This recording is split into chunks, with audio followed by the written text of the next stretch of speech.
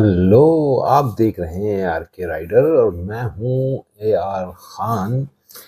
और आप देख रहे हैं आज हम आपको लेके चलेंगे जो कि हमारे लिए आज फर्स्ट राइड है। और हम इस राइड को अरावली हिल्स की तरफ लेके चलेंगे और जहाँ पे हम थोड़ा बहुत जैसा भी हो सकता है जो आपको अच्छा लगे हम वही काम करने की कोशिश करेंगे। हम देखेंगे कि अरावली हिल्स का इतिहास और वहाँ का इन्वायरमेंट कैसा है। और हमारे लिए इस राइड के अंदर सबसे बड़ी जो उपलब्धि होगी कि हमारा एक्सपीरियंस फर्स्ट राइड को लेकर के छोटी हिल्स के अंदर छोटी सी राइड में हम अपने उस एक्सपीरियंस को पब्लिक तक शेयर कर सकें और अपनी ऑडियंस तक पहुंचा सकें जो सोलो राइडिंग करना चाहते हैं और जो पहली दफ़ा राइड करना चाहते हैं लंगरूरी, जिन्होंने लॉन्ग डिस्टेंस कवर नहीं किया है उन लोगों के लिए छोटी सी एक राइड जो बहुत काम की होने वाली है और इसमें बहुत मज़ा आने वाला है। और हम आपको बीच के सारे नज़ारे दिखाते हुए लेके चलेंगे। और दिल्ली के अंदर आज संडे का दिन है, सुबह के 6 बजे हैं और अभी थोड़ी थोड़ी धूप निकली आई है। और दिल्ली का जो एक कल्चर बन चुका है जो कि संडे के दिन कम से कम 12 से 1 बजे लोगों का उठना होता है, क्योंकि पूरे हफ्ते लोग बिजी रहते हैं। ये बिजी लाइफ है। बॉम्बे यहाँ से ज़्यादा बिजी लाइफ का एक शहर कहलाया जाता है, लेकिन अब दिल्ली भी कहीं ना कहीं अपने ज़्यादा अखराजात और ख़र्चों के चलते हुए और महंगाई को देखते हुए अब लोग ज़्यादा बिजी हो गए हैं, क्योंकि लोगों के पास टाइम नहीं है अब कहीं घूमने का और कुछ अच्छा देखने का। तो आजकल जो सोशल मीडिया के ज़रिए हम लोगों तक एक अच्छा एडवेंचर, एक अच्छा एक्सपीरियंस शेयर कर सकें और नेचर को दिखा सकें और जो पहाड़ हैं हम उन्हें भी दिखा सकें। दिल्ली में आज प्रदूषण दिवाली के बाद में 500 के करीब एक्यूआई आया है, जो कि बिल्कुल जहरीली हवा हो चुकी है। और सरकार के मना करने के बावजूद भी लोग पटाखे बहुत ज़्यादा तादाद में जलाते हैं, जिसकी वजह से दिल्ली का पॉल्यूशन दिन पे दिन बढ़ता जा रहा है। तो इसी को देखते हुए हम एक अच्छे एनवायरनमेंट में जाने की कोशिश कर रहे हैं और इसी बहाने हमारा एक राइड का सपना भी पूरा होने जा रहा है। तो एआर के राइडर को आप लोग अगर इनकी बातों से प्रेरणा ले सकें और एआर के राइडर के सुझाव और बातें आपको पसंद आए तो आप लोगों तक ज़रूर शेयर कीजिएगा। तो मेरा कहने का मकसद ये है कि अगर हम इस धरती पे अगर हम जीवन चाहते हैं तो हमें नेचर से बहुत प्यार करना होगा, क्योंकि नेचर ही हमारी ज़िंदगी को बचा सकता है। ये हरियाली, ये पहाड़ ही हम लोगों का आगे ज़िंदगी और आगे फ्यूचर है।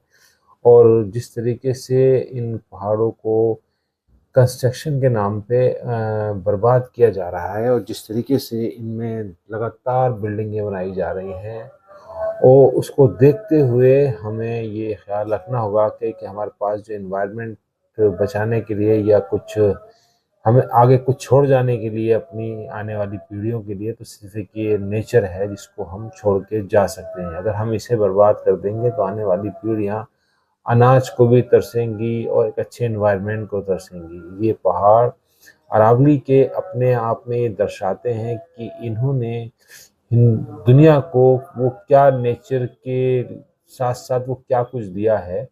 ये पहाड़ अपने आप में उस चीज़ का एक मुखौटा है, क्योंकि इस पहाड़ के दिल्ली को, ख़ास तौर से दिल्ली को अगर बसाने में किसी का अगर योगदान है तो इन पहाड़ों का सबसे ज़्यादा।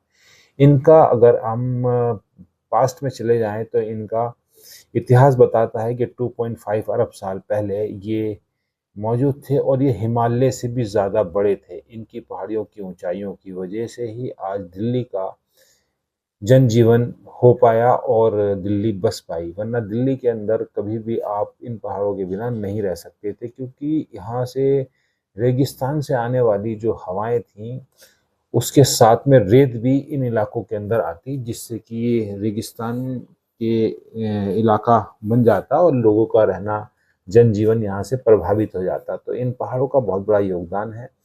यहाँ पे अगर आएँ तो कृपया करके हम चाहते हैं कि कोई भी यहाँ कोई भी एनवायरनमेंट को नुकसान ना पहुँचाए, कोई गंदगी ना फैलाएँ, जो प्लास्टिक है उसको डस्टबिन में डालें और कोशिश करें कि यहाँ पे जितना हो सके बेहतर। और सरकार से भी ये निवेदन है और हमारी अपेक्षा रखते हैं कि सरकार भी अगर टूरिज़्म को बढ़ावा दे रही है तो अरावली हिल्स का ख्याल रखे और यहाँ के जनजीवन में कुछ थोड़ा-सा बदलाव करे। और यहाँ बहुत सारी दिक्कतें हैं जो कि अभी पहाड़ी पे लोगों को चढ़ने के लिए या उसके अंदर एक एक्सप्लोर करने के लिए, यहाँ आने के लिए थोड़ा-सा अभी रोडों का मामला थोड़ा-सा बेहतर नहीं हुआ है। और थोड़ा-सा हम चाहते हैं कि थोड़ा प्रशासन भी साथ दे और प्रशासन की यहाँ पे आगमन होता रहे, जिससे कि अगर पेट्रोलियम होती रहेगी तो थोड़ा-सा आने वालों के लिए थोड़ा डर कम हो जाएगा। तो हमारी कोशिश यही है कि हम चाहते हैं कि सरकार थोड़ा-सा एनवायरनमेंट को देखते हुए और दिल्ली के लोगों को अच्छा एक एनवायरनमेंट मिल सके, एक अच्छी जगह मिल सके जहाँ लोग घूम सकें, क्योंकि हर आदमी के पास तो इतना पैसा है नहीं कि वो नैनीताल या मसूरी या शिमला या कुल्लू या कश्मीर जा सके। तो दिल्ली वालों के लिए तो एक जगह थी जिसे इंडिया गेट, हर आदमी इंडिया गेट को पसंद करता था और अपनी फैमिली को वहाँ लेके पहुँचता था, लेकिन वो भी सरकार ने एक बड़े पूंजीपतियों के हाथ में दे करके उसको चारों तरफ से बिल्कुल सिक्योर कर दिया है, जैसे कि कोई एक सरकारी कोई महकमा या कोई मिलिट्री एरिया होता है, उसको इस तरीके से पूरा पैक कर दिया गया है, जो कि गरीबों के लिए एक बेहतरीन जगह थी जहाँ वो जा सकते थे। लेकिन हाँ, लोगों ने भी उसका नाजायज़ फ़ायदा उठाया, जिसके चलते वहाँ गंदगी और खाने पीने का बहुत ज़्यादा मामला ख़राब हुआ। उसको देखते हुए सरकार ने उसको पूरी तरीके से अपने हाथ में ले लिया है और अब उसका जो देख-रेख है वो आप समझ सकते हैं किसके हाथ में है। और अब वहाँ पे गाड़ी खड़ी करने के लिए भी एक मोटी रकम चुकाना पड़ती है। आपको बैठने के लिए भी एक अच्छी खासी जगह का इंतज़ाम जो था वो भी खो चुके हैं आप अपने पास से, और दिल्ली वालों के लिए कोई ख़ास जगहें बचती नहीं हैं जहाँ वो घूम सकें। तो अब ले दे करके आस-पास की थोड़ी बहुत जगहें हैं, जैसे कि आपका आमिर का किला, वो किला है कई एक, जैसे कि यहाँ का निज़ामुद्दीन के पास में एक जोशीह किले हैं जहाँ जा सकते हैं, या इंडिया गेट है या महरौली है, जामा मस्जिद है, लाल किला है, पुराना किला है, चिड़ियाघर है। यही कुछ जगहें बचती हैं जो दिल्ली के अंदर अब दिल्ली के लोगों के लिए एक घूमने की जगहें हैं या थोड़ा-सा जहाँ सुकून मिल सकता है। लेकिन उसको देखते हुए भी अब ऐसा लगता है कि अब दिल्ली वालों के लिए भी ये आगे मुमकिन नहीं होगा कि वो इन जगहों पे जा सकें, क्योंकि एमसीडी ने जो पार्किंग लोगों को दी हैं, प्राइवेट ठेकेदारों को, वो उसका नाजायज़ फ़ायदा उठा रहे हैं और उसमें मोटी रकम लोगों से ली जा रही है, जिसके चलते अब लोग नहीं जा पाते हैं उन पार्किंगों की वजह से। और कन्वेंस का मामला बहुत ज़्यादा ख़राब है और टिकट भी इतने ज़्यादा अब बढ़ाए जा रहे हैं, जिसकी वजह से पब्लिक जाने में अब थोड़ा-सा आनाकानी करती है। जबकि वो धरोहर हिंदुस्तान की है, हिंदुस्तान के लोगों की है। अगर अपने ही लोगों को इतना महँगा टिकट देना पड़ेगा और लेना पड़ेगा, तो मुश्किल है वो कि इन जगहों पे जा पाएँ।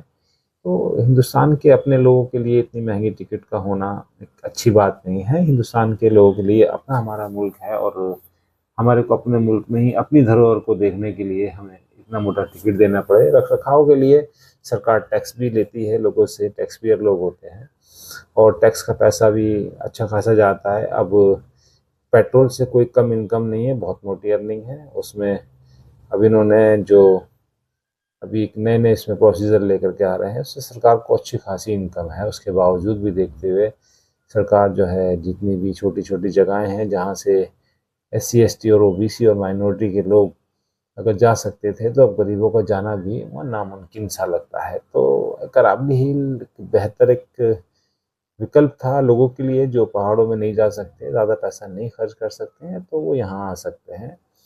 लेकिन आज ऐसा लगता है इस बातों को देख के भी कि शायद गरीबों के लिए अब ये छोटी-मोटी जगहें भी जाना और एक्सप्लोर करना भी मुश्किल हो जाएगा।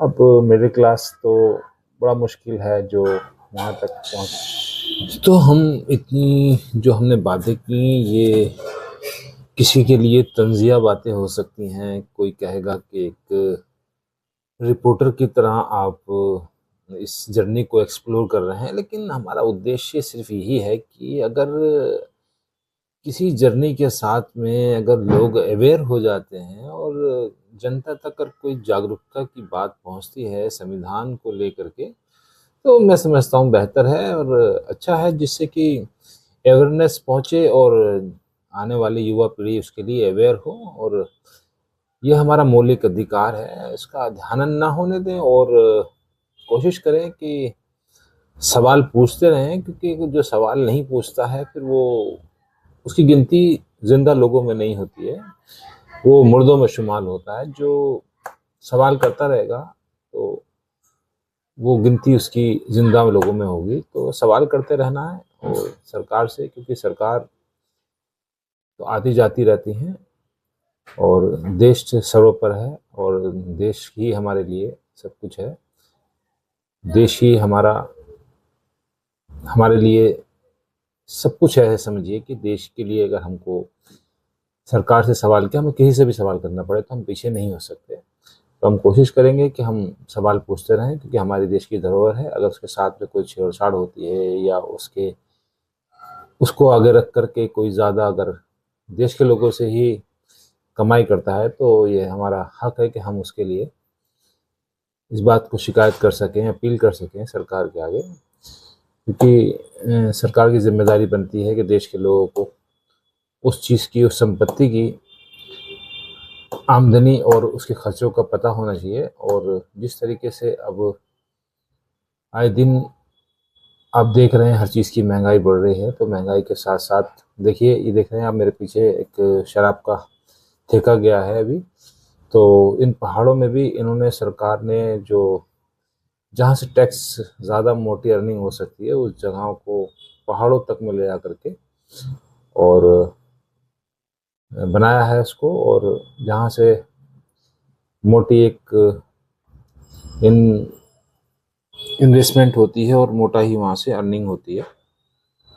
तो ये तकरीबन आप देख सकते हैं, ये अब हमारे डेस्टिनेशन का एंड ही होने जा रहा है। और इस एंड के चलते हम ये चाहेंगे कि अब ये इसे हम पूरा कर सकें यहाँ से, और आपको हम जो दिखा सकते थे हमने दिखाया। चलिए थोड़ा सा आगे हम म्यूज़िक का मज़ा लेते हैं और आप भी इंजॉय कीजिएगा, क्योंकि ये फाइनल डेस्टिनेशन है और उसके बाद में कुछ ज़रूरी बातें होंगी। इसके आगे भी वीडियो है कि वीडियो ज़्यादा लंबी ना हो, तो इसलिए हम यहाँ से म्यूज़िक आपको अच्छा से सुनाते हैं, मतलब माहौल थोड़ा सा अच्छा हो सके, और फिर आगे आपको दिखाते हैं। चलिए देखिएगा आप।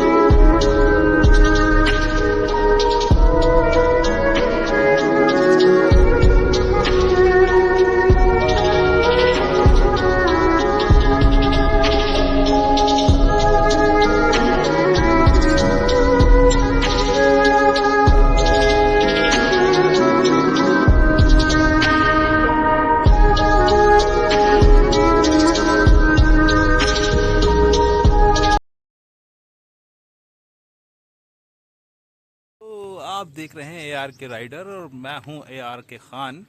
और मैं आया हूं आज अरावली की पहाड़ों में, जहां मैं एक न्यू जर्नी की शुरुआत करना चाहता हूं। और उसके लिए मेरे लिए बेस्ट जगह थी अरावली हिल्स, और जहां की मैं ये इस चीज़ को एक्सपीरियंस ले पाऊंगा, क्योंकि मैं एक न्यू राइडर हूं।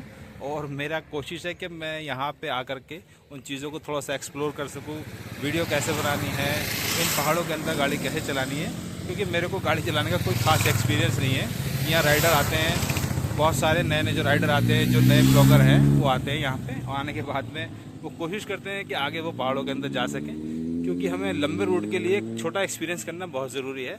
और ये मेरी पहली वीडियो रहेगी, और मैं चाहूँगा, कोशिश करूँगा कि आप लोग इसको, अगर आपको वो पसंद आए तो आप इसको ज़रूर शेयर लाइक कीजिएगा, और जो लोग नए हैं उसे सब्सक्राइब ज़रूर कीजिएगा, क्योंकि नया चैनल है। मेरी कोशिश है कि मैं आपको बेहतर से बेहतर बता सकूं और इसके इतिहास के बारे में बता सकूं। जिस शहर में भी जाऊंगा वहाँ का भूगोल और इतिहास के बताने की कोशिश करूँगा। और मैं कोशिश करूँगा कि ज़्यादा से ज़्यादा युवा पीढ़ी इस वीडियो से प्रोत्साहित हो सके, और आगे के लिए अपनी जर्नी को, अपनी लाइफ को कैसे आगे बढ़ाना है, ये एक हमारा सफ़र ही तय करता है। तो सफ़र की जो शुरुआत है, वो ज़िंदगी का सफ़र हो या किसी राइड का सफ़र हो, वो हमें ज़िंदगी के अंदर बहुत सारा प्रोत्साहन देता है और ज़िंदगी जीने का एक तरीका बताता है। तो मेरी कोशिश होगी कि मैं आपको ज़्यादा से ज़्यादा एक्सपीरियंस शेयर कर सकूं, ज़िंदगी का भी और सफ़र का भी। तो हम चलते हैं और आगे देखते हैं किस तरीके से कि आगे हिल से हमारी वापसी है, और अब हम वापसी कूच कर रहे हैं अपने घर की तरफ। अब हम यहाँ से तकरीबन 1 से 1.5 घंटे का सफ़र तय करेंगे, जो कि हम नॉर्थ ईस्ट में जाएंगे। और हमने जो कुछ एक्सप्लोर करना था यहाँ एक्सप्लोर कर लिया, और आपको जो दिखाना था दिखा दिया है। छोटे छोटे रेस्टोरेंट हैं और मोबाइल रेस्टोरेंट हैं, जैसे कि रास्ते में कहीं भी आपको एक मेटाडोर वगैरह ऐसी चीज़ें मिल जाएंगी, जहाँ पे इनकी दुकानें वगैरह हैं। और जितना भी हम लोग कर सकते थे एक्सप्लोर हमने किया, और बहुत अच्छा रहा एक्सपीरियंस। और यहाँ लोग भी बहुत बढ़िया हैं, और ऐसा कुछ नहीं है, बस आप हो सके तो 2 आदमी साथ में आइए, अकेले ना आइए, क्योंकि अकेले में कोई ना कोई ऐसी ट्रेजेडी या ऐसी कोई भी बात पैदा हो जाती है जिसमें आपको ज़रूरत पड़े एक साथी की। तो मैं कहता हूँ एक साथी ज़रूर होना चाहिए साथ में घूमने के लिए, क्योंकि घूमना हमेशा 2 आदमी का बढ़िया रहता है। तो आप जब भी आएँ 2 आदमी साथ में आएँ। तो मेरी कोशिश यही होगी कि आप आएँ, ज़रूर घूमें अरावली हिल्स। मेरी बाइक खड़ी हुई है यहाँ पे, ये एक्सट्रीम 125 है हीरो की, और इसको ही मैं आज इसको लेकर के आया हूँ। काफ़ी दूर तक लाने का मुझे मौका मिला पहली बार इसको, और मैंने इसको लाके यहाँ पे थोड़ा सा एक्सपीरियंस भी लिया, और इस गाड़ी की परफॉर्मेंस को भी जाना, किस तरीके का इसमें टॉर्क है, किस तरीके की इसमें स्पीड है। यहाँ बड़े बड़े राइडर आते रहते हैं, देखिए मेरे पीछे से कई राइडर आ रहे हैं जो कि बहुत अच्छी यहाँ राइडिंग करते हैं। और किस तरीके का टॉर्क है और किस तरीके की स्पीड है इन लोगों के अंदर, गाड़ी के अंदर। भाई ये इनके पास महंगी गाड़ियाँ हैं, कोई बात नहीं, आपको जीवन में जितना मिला है आप उसमें खुश रहना सीखिए।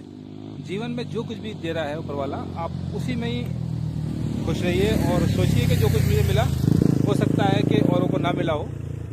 तो ये मेरा एक उद्देश्य था कि जितना भी मिला है आप उसमें खुश रहना सीखिए, कि ज़िंदगी ख़त्म होती जाएगी।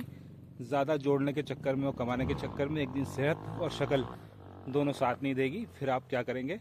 तो जो कुछ मिला है, जितना कुछ मिला है, आप उसमें खुश रहना सीखिए। मेरे दोस्त का भी यही कहना है कि प्रकृति और दुनिया के अंदर उस हर चीज़ से मोहब्बत कीजिए जो ऊपर वाले की देन है। ये सेहत भी दोबारा नहीं मिलेगी, ये शक्ल भी दोबारा नहीं मिलेगी, पैसा तो बहुत मिल जाएगा, लेकिन फिर ये जवानी दोबारा नहीं मिलेगी। तो जितने में है उसमें खुश रहना सीखिए। किसी के पास 20 लाख की बाइक है तो कोई बात नहीं, आप अपनी 72,000 की, 70,000 की स्प्लेंडर से भी एक्सप्लोर कीजिए। लोग अरावल घूमते हैं, जाते हैं दूर घूमने के लिए, लद्दाख जाते हैं, कहीं जाते हैं, लोग स्कूटर से भी जाते हैं। तो आप जाइए, एक्सप्लोर कीजिए। और बाइसिकल से भी जा सकते हैं, मेरे दोस्त कहते हैं, और पैदल भी जा सकते हैं। तो कितना मज़ा आएगा जब हम अपनी ज़िंदगी को अपने उस तरीके से खुश होकर के जिएंगे। तो मेरे दोस्त का कहना है साइकिल से भी जा सकते हैं, पैदल भी जा सकते हैं। तो मिलेंगे आगे, देखते हैं। अब घर की तरफ तैयारी है, आगे मिलते हैं।